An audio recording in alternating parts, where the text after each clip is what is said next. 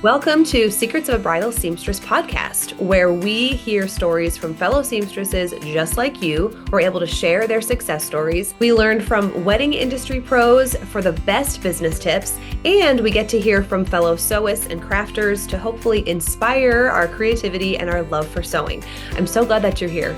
And if you're a bridal seamstress, I'd also like to invite you to check out our Bridal Seamstress business membership. We have a community of women that can testify to the power of genuine connection, friendship, vulnerability, the power of our six-figure seamstress method, and a genuine connection found in a business mentorship like this.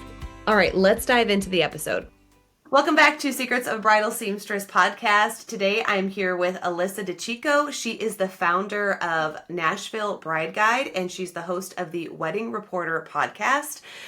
And we're in for a treat today because she knows all the trends across the board of the wedding industry. I feel like us seamstresses, we're so hyper-focused on the gowns or what designers are doing or what brides are requesting when it comes to alterations or how we should shift our business model with what's happening in 2026. But Alyssa's here to talk about just the trends that she's seeing in the wedding industry and spill the tea. We just need a little drama break. It's busy season for us, so we want to be entertained. Yes, let me entertain you. What are you seeing in 2026 that is different from years past? And the reason I'm asking is from a seamstress perspective, we're seeing that couples are waiting till last minute to book. They're definitely more cost conscious. We all are, aren't we? There's just some nuances that we're noticing because of the shift just in what's happening in our country. And so I want to hear your take on that piece and then maybe some not so serious takes on that. Yeah, definitely. And you're so right, Nadine. That's what I'm seeing too, as far as I feel like last year we did have some brides that knew exactly what they wanted right after they got engaged and were like pretty quick with booking.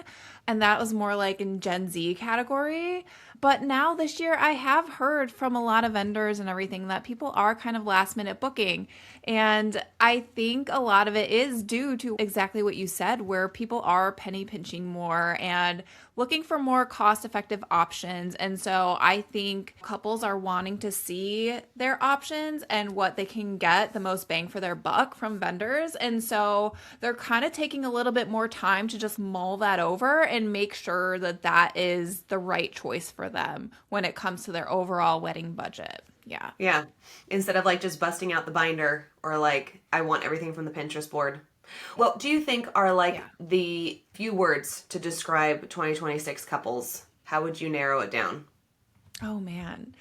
I think right now they're very dreamy yet wanting to be cost effective, if that even makes any sense. No, like, it does. They kind of have these like a very dangerous combo. Yeah, I know, exactly. And that's really where a lot of vendors like you guys and those listening have to have that education piece put into it, where it's like they want their weddings to be so unique and so them, but they also want to do it on a budget. A strict budget. And so sometimes that's hard because, like you said, the Pinterest effect comes into play where it's like, oh, she had this amazing ball gown that was like diamond encrusted and I think that looks like such a fun dress. But then the reality is like, you have to either get secondhand or try to look for something that's a little more dialed down. So that's really what I'm seeing. They just want surprise elements. I'm seeing a lot, which is really fun. I've seen a lot of viral videos where it's like, surprise, we're already married, or like, hey, I'm going to invite you to my engagement party, but surprise, you're at our wedding right now. And so I think a lot of couples are kind of having little secrets here and there that is a fun reveal for their guests. And I have seen a lot of couples really doing that sort of untraditional as well, where they're kind of having these very small, intimate ceremonies, but then doing a big party later afterwards. And a lot of these ceremonies can be like overseas. I'm seeing so many European weddings, south of France, Lake Como. I'm seeing that a ton, and doing something like that, and then coming back to the States and doing something back in their hometown that's a little more dialed back. So they have that adventure aspect, but then they still kind of have that hometown aspect a Yeah, little that more bit like later. traditional celebration. So Alyssa is in Nashville. Are you in Nashville proper? Yeah, so I'm in Franklin. It's 20 minutes Oh south yeah, of Nashville. We're in like a little Hallmark Christmas movie type love town. it. I So, have a yeah. friend from Franklin. So hi Tim, if you're listening. Oh, nice. Hey, Tim. Alyssa and I connected a couple weeks ago and talked about how we were like ships passing in the night because I was in Nashville and I missed my opportunity to meet you in person.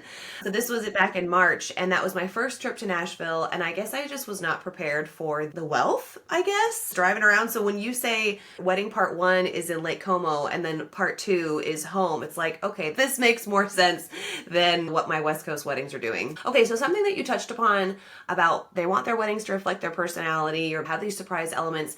Are you noticing any celebrity trends that are coming through? Because obviously we know this is Taylor's big wedding year, Oh, but she's not the yes. only young celebrity couple that has had a secret wedding or they've let us be part of the planning process. So how have some celebrity couples influenced wedding planning this year that you've noticed? Yes, 100%. And that is really my expertise too, because on my podcast, the Wedding Reporter podcast, I interview influencers and celebrities all about their engagements and wedding days on the show. Yay! So let's So, talk about it. Let's talk about it. yes, I know. So let's dive in. I'll spill all the tea, like you said at the beginning. So I was just even looking through people.com, leafing through the web pages, and I was really looking on there, and we see it in our feeds every day too. I know my feed's super curated too. It basically tells me who is getting engaged next and all of the wedding and engagement announcements. So really what I'm seeing, there have been two weddings that just happened.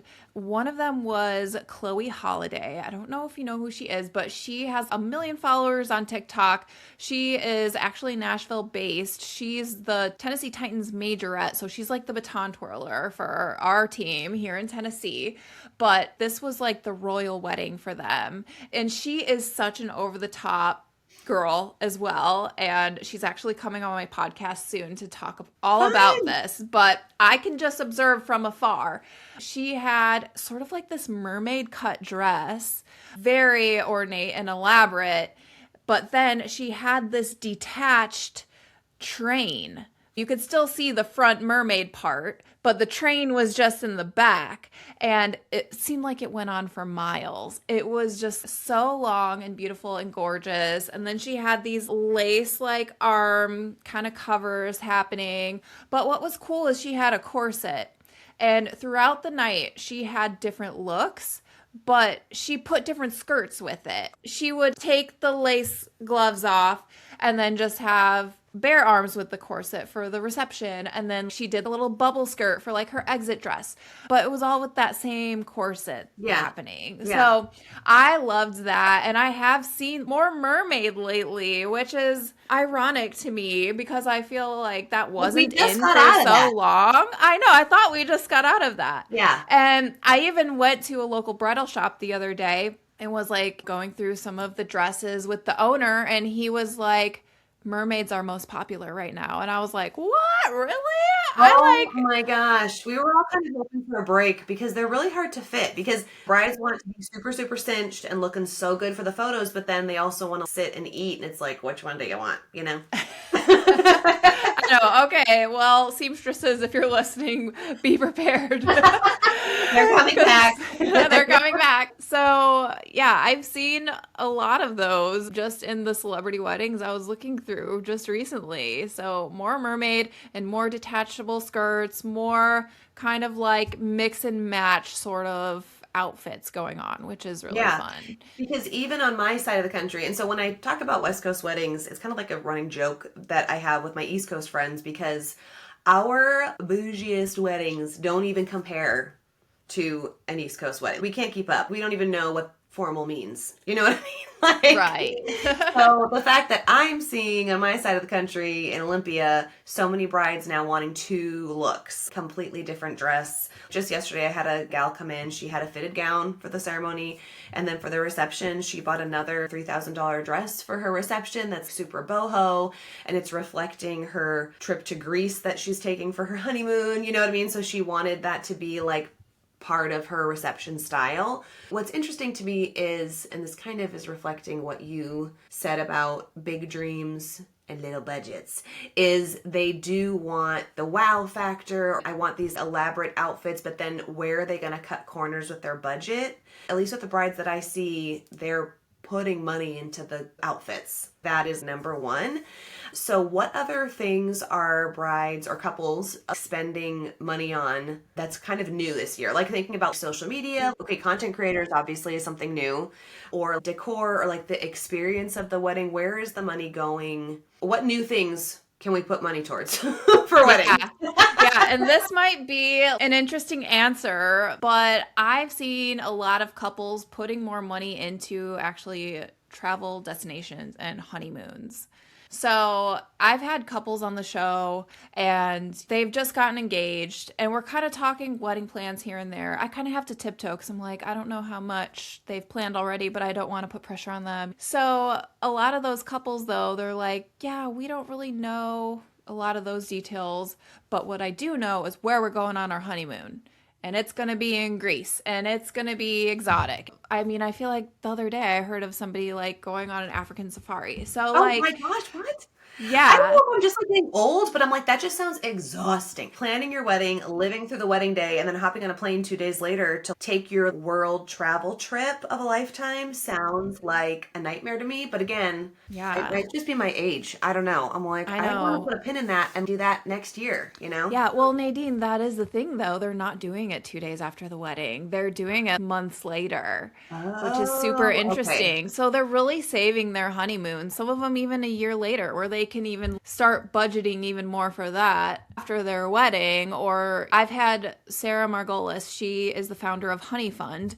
She's been on the podcast a few times, and she's really dive deep into some of these stats as well. And a lot of the couples are doing honey funds, and you can really go on there and have your guests donate money to your African safari or to different excursions and things like that. And so after your wedding, you can kind of gather all that money and then use it for your destination, because let's face it, a lot of couples these days already live together. The average age is getting older for getting married. You already have your towels. You already have your full kitchen set. You already have everything. Yeah. Even the aspect of wedding gifts or even your wedding shower, it's really just cash donations or, which is so wild, based on that. Yeah. Yeah. Because I mean, hearing how many brides that I work with who don't have bridal showers, and I'm like, what? I have 4. It was such a big deal. We were young too. We were like early 20s when we got married, which at the time I felt like I was so old and I just could not wait to get married. And now I'm like, gosh, I was so young, Like, I know. I feel the same. Yeah. And we got married around the same time too. We found that out on the last episode. Yeah. So yes, I know. I feel you. It's so different because I woke up the next morning at 6 a.m. day after my wedding to get on a plane and go on my honeymoon. Couples these days would never fathom of doing that anymore. Yeah, but it's just like, that's the time that you head off work. So it's like, that's what you do. We had a local honeymoon. It was great. There's an island up here called Friday Harbor and it's beautiful. And the weather was perfect. We stayed at this really beautiful bed and breakfast. So it was like kind of just farther enough away, but I mean, it still felt special, but it was like what we could afford to. And I was a teacher at the time. So it was like, I only had so much time off, that I could be away from the kids. It was just so different. Like so much has changed in, 14 years ago, including social media. So that's my next question. I don't even know if I want to breach this because I feel like this would be like another 2 hours. But totally. I want to hear how social media has changed wedding planning. But I'll tell you what that looked like for me, and it probably looked the same for you. In 2012, I had a photographer. It was like a guy that I knew. He did professional photos for a choir that I worked for. So he's like, oh, I'll give you a deal. I don't really think he gave me a deal. I didn't really know what I wanted to look for in a photographer. Now it's like you just look at their portfolio or you can ask them to edit a certain way. And it's like, what?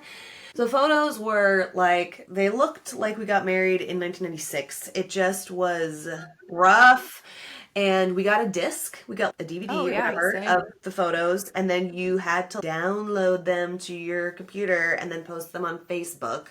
Oh my gosh, it was just so hard. You know what I mean? That's so much work. I printed off one from my mom. We didn't even print off our own photos, but that was the extent of our social media presence. So I have an album on Facebook called 4 Years in the Making or something cheesy because, you know, all of your Facebook albums had to have a cute name.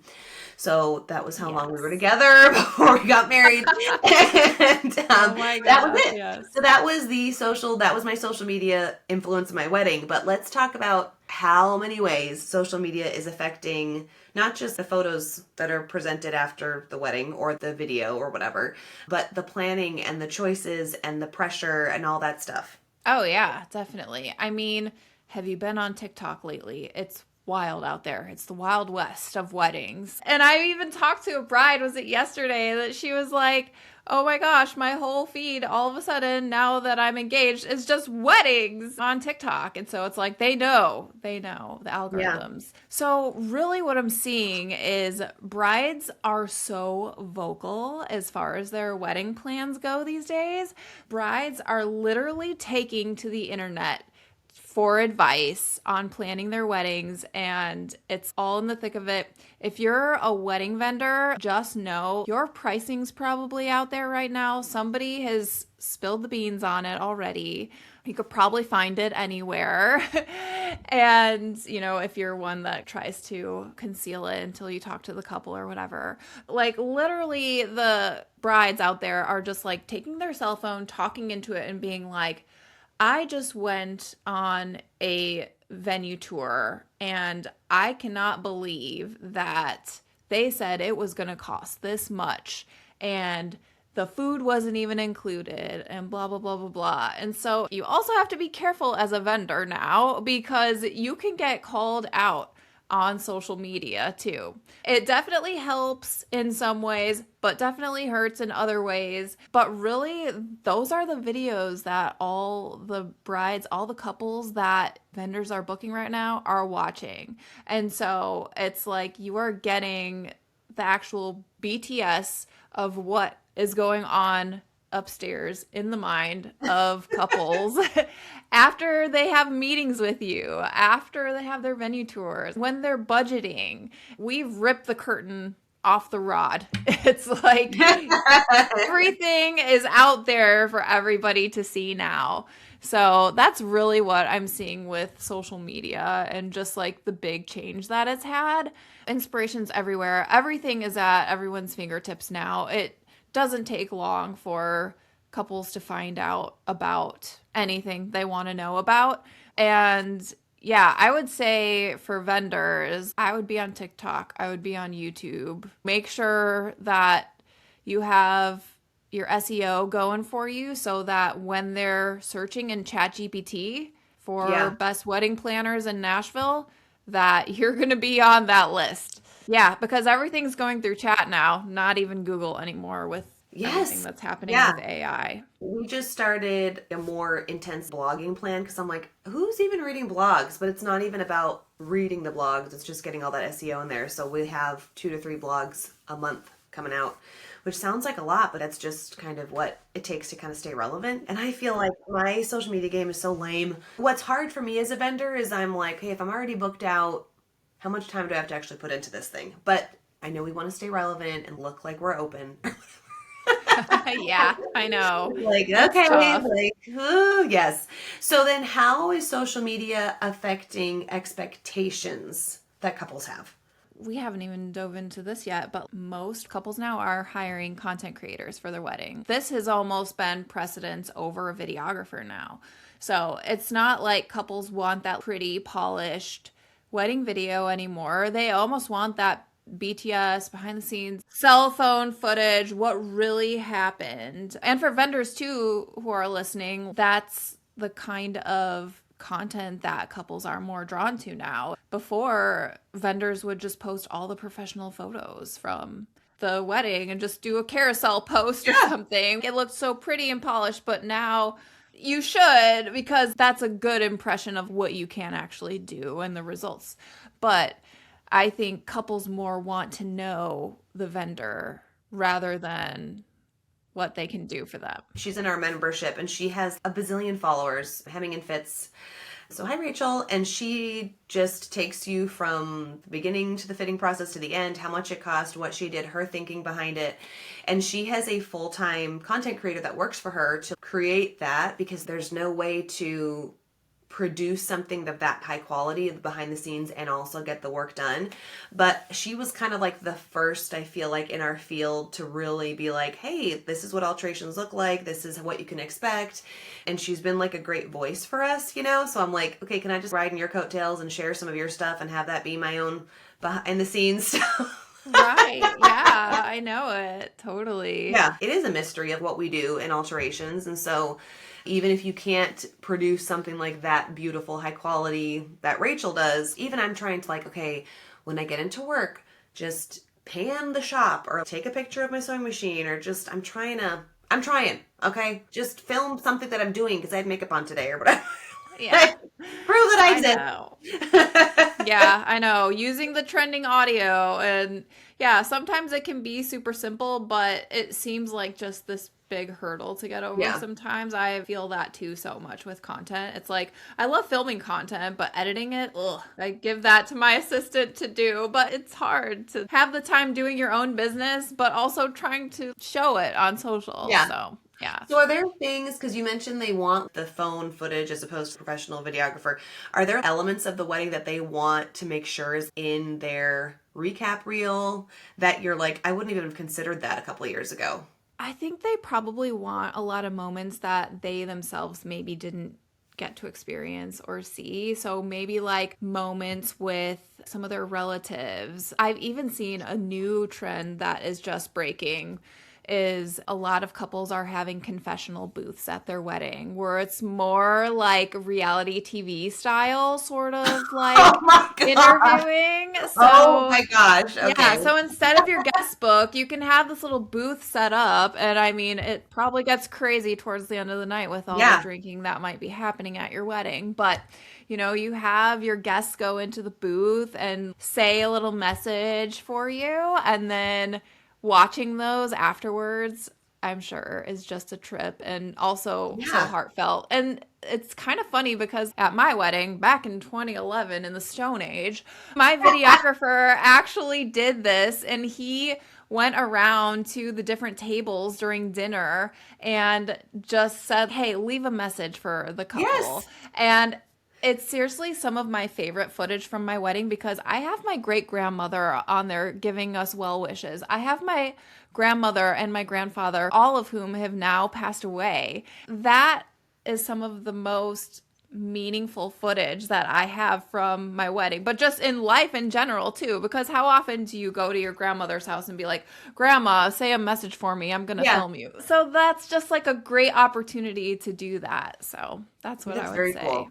Yeah, and he probably had this big camcorder that he was taking around with him. Oh yeah, totally, he did. I love a good flash mob. I love when the guests are part of a surprise for the couple or whatever. Are there other guest experiences that are trending now? Yeah, definitely. Cakes are also something that can be very surprising now too. Which is so sad because I love cake. I know. I'm going to where I'm like, where's the cake? There's just a cake for the couple, and then I get cookies or whatever. It's like, okay, I love a good piece of cake. That is an interesting point though too, because there are a lot of couples who say they don't like cake, so they try to offer different options, which I think is great, and that's so them. But I've seen these 80s cakes lately. Cakes that I feel like were at my parents' wedding, you know? And like so, the pillars, the pillars, the tiers. I saw one that had like a fountain in the middle of it on social media. I was like, what is happening? So I think a cake can be a surprise element. And actually one of my other, I say my brides, but brides that I've interviewed, Chloe Costello, she was on The Bachelor on Matt James' season. When I interviewed her, she was like, I have this vision of a cake in my head, and it's going to be kind of tilted and slanted and sculptural. And she's like, I can't find anybody to make this cake for me. Can you help me? But again, she was on a budget. So she wanted this very ornate cake and getting quotes for it, but none of those fit her budget. And so yeah, it's just super interesting that can even be a surprise element with your food. But yeah, even the dress changes, like you're saying, there's 2-3 different dresses happening. Or a haircut. That can be a surprise. A haircut. I've totally seen a haircut at a wedding, which is wild. Yes. And then I cut my hair between the ceremony and reception. I'm like, what? Okay, Yeah. what? Yes. Now this is crazy. What I do love is I love when there's snacks that are brought out into the reception. Yes. Surprise, there's like pizza, or we have like little mini corn dogs, or I love the late night snacks. Like, let's please keep that trend. I know. I love that too. I even just saw a video of this influencer bride who had this Galia Le Havre dress on, and it was like bare exposed midriff but giant train, and she did a fashion walk down the aisle. You know how most ceremonies are like, put your phones away on silent? Yeah.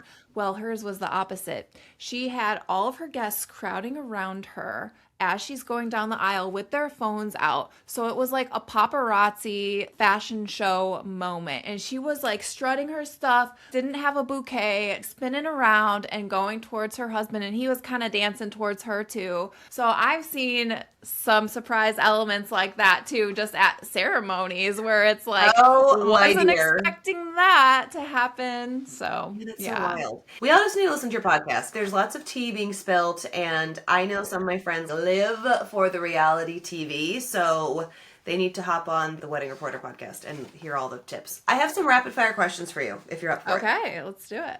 Let's wrap up with this. Just answer as fast as you can. I'm actually not good at these because I overthink everything, but we'll see how much I do you too. overthink. I'm like, I'll give you a paragraph, but I'll try as hard as I can to give you a word or a sentence. Okay, here we go. Veil or Okay. no veil? Veil. Did we talk about the birdcage situation? Did you wear I a birdcage? didn't. I Okay. almost did, but it was a little too funky for. I had a garden I think wedding. we talked about this last time because I Yeah. wore a birdcage. And Oh, at the time I yeah. was like, it's so cool. And my sister made it for me and she beaded it and all this stuff. And I'm looking back, I'm like, why didn't I have a real veil? But that was 2012. You know, that was But like you had very cool. something. I feel like we went through a phase where there were no veils at all, and it was like sad for a Yeah. little bit. It Yeah. was sad. Now it's like, give me all the Yeah. accessories. We touched on this outfit change, yes or no? Yes. I agree. And I even tell my brides, have a white sundress as a backup because when you're dancing and when you're sweaty, I don't know, I just feel good knowing there's something else I can change into. And so that might even come on a couple hours into your reception, but at least you know. Okay, film photography or digital? Film. I love vintage. I love film all the way. Even if it looks like film, you know, put a cool filter on it that Just give us a filter. do that, right? Yeah. There is life beyond the reels. Well, I don't know because I don't really know what the future holds and I don't know how more AI we're going to get. So maybe we won't Right. care about it, but I mean, I think I will. Wedding content creators, are they worth it? Yeah, I think so. Because, you know, I'm planning my vow renewal, obviously, because I want to have one. My husband and I are just such different people than we were when we were first married. And being in the wedding industry now, like I know so much more and I would love a new couple outfits. And I would get a content creator, even as an old person. So, yeah. Biggest wedding trend prediction for 2027 in one sentence. I have high hopes for this because you know a lot. So, Okay, what I'm going to say might be a little too generic, but doing the wedding your way without compromising with a surprise element or two. that was very concise. You would think I thought of that before, but I really didn't. That was on the fly. Okay, love it though. What is one trend you hope never comes back? Oh man. Okay, a trend that I really don't like is when you have a man who's a flower girl. One of your extreme friends from college who has this fanny pack full of flower petals and he's going down the aisle whipping the flower petals out and doing funny dances on your grandma. I'm like, oh, inappropriate for your wedding beautiful ceremony. I think everyone loves some comedic relief at a wedding ceremony, but I feel like that's more the cringe type of comedic relief. If you have an actual flower girl or ring bearer, you know, and they're like, oh, tripped a little bit and running to their mom, running to the wrong person. That is cute, adorable, sweet, heartfelt comedic relief. So that's my soapbox. Or I love a little bell ringer when the little boys come with the bells and they say, the bride is coming, the bride is coming. Instant tears. I'm done. That's so cute. Yeah. Duran was a flower person with another guy, but they were like cool, or they tried to be cool. He was also the oldest person in the wedding because it was like for friends, their daughter. So he's like, I can't say no. So they had like the glasses on and the whatever, and it was like, okay. Man. The things you do, you know what I mean? I know. I can't say that I would say no if a friend requested me to do that on their wedding day. You know what I mean? So you're like, I will be cringe for you. The things you do for your friends. Yeah. For your friends' kids, exactly. Yeah, totally. Okay, I would say burlap. Oh, yeah. We are from the same era. I had burlap at my wedding, and I'm like, oh, why? Yeah. Well, I was really picky because we got married at this old house that had been last restored in the 40s. So I wanted a lot of touches from the 40s. So I made these really cute eyelet runners. It was like a pale yellow. So our colors were like pale yellow, red, and light blue because I thought they were like so vintage. That's a fun combo. I thought I was so unique with everything that I did. And it was not unique. There are a few venues around here like barns that have all of these pick your own decor that we have in stock. And there's so much burlap at these barns, and I'm like, how are we still using this? Like, I know. It smells. It's like 12 years old. Okay, on the flip side, what is one trend you hope stays forever? Never to retire. I feel like there's so many trends that I do love. I love having a princess moment. I like tradition in a way too. So I guess on a more serious note, what we talk a lot about on my podcast is really planning for your marriage and not your wedding day. As much as I love the pretty stuff and talking about decor and everything, but I kind of hope that more couples truly focus more on their marriage than they do on the big day. And whether that's getting marriage counseling, reading some books together, this is the rest of your life and you need to be sure that this is going to last. And so I think putting more energy in that is a trend that I hope stays, because I have heard a lot of couples really focusing on that. And truly, a lot of the couples that I interview on the show, that is more important to them. And I applaud them. I am like, bravo, you have the right headspace for getting married to this person. Yeah, no, I love that. And I love the new trend of like, you have a moment with your spouse before either, you know, you have the meal by yourself and then you come out for the reception, or you exchange your vows privately, or just the private moment. Because I feel like that wasn't even considered for a long time. It was like, no, you can't go by yourself. You have all these guests waiting for you. And even if it's 10 minutes to just appreciate the day or just take some time by yourself, I hope that continues to stay a priority for some couples. So I know. I love that too. I think that's a really special moment that needs to stay. I feel like we're in the right place in the wedding industry because we could talk about this all day. I love weddings. We really could. I know. I love weddings too.